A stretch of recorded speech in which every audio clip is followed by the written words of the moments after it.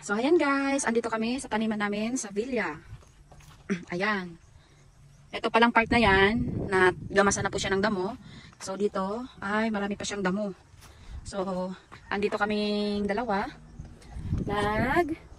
Gagamas po kaming dalawa. Saglit lang. Napadaan lang kami dito upang bisitahin ng aming tanim na kamote. So, ayan. Nakita nyo? Malawak rin po ito guys. Ayan. Diba? Kasi sa pagpapatanggal pa lang ng damo ay marami na kaming gastos. Ayan, napakagandang magtanggal ng damo ngayon. Napakalambot ng lupa. Kailangan kasi siyang alisan ng damo para yung laman ng kamote ay maganda. Ayan. So, itong kamote namin dito ay 2 months na po siya. Hihintay na lang tayo ng 2 buwan ulit or 1.5 months. Harvesting na tayo. Ayan. Malawak pa ito guys. Papakita ko sa inyo ang aming taniman na kamote. Malawak siya hanggang dulo po yan. Ayan. Tapos, hanggang dito. Yan, ito bundok yan. Pababa yan. May tanim pa po dyan na kamote. Yan. Kita niyo po. Dito, maganda na po dahil nagamasa na po siya ng mga damo. Dito ang kabila, ayan. Madami pang damo. Ayan ang kasama ko. Nanggagamas.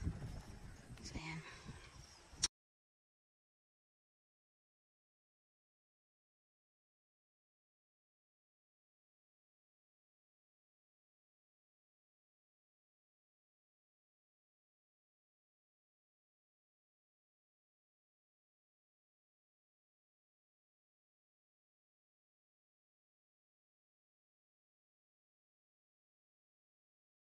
So, ayan guys, ito ang aming taniman.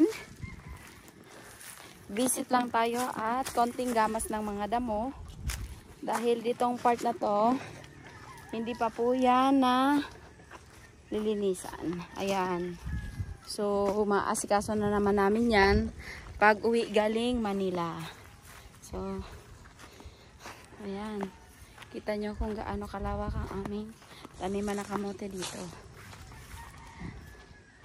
Ayan. Hindi po nagagamas ka ng damo. Tapos napakaraming langgam. Ayan.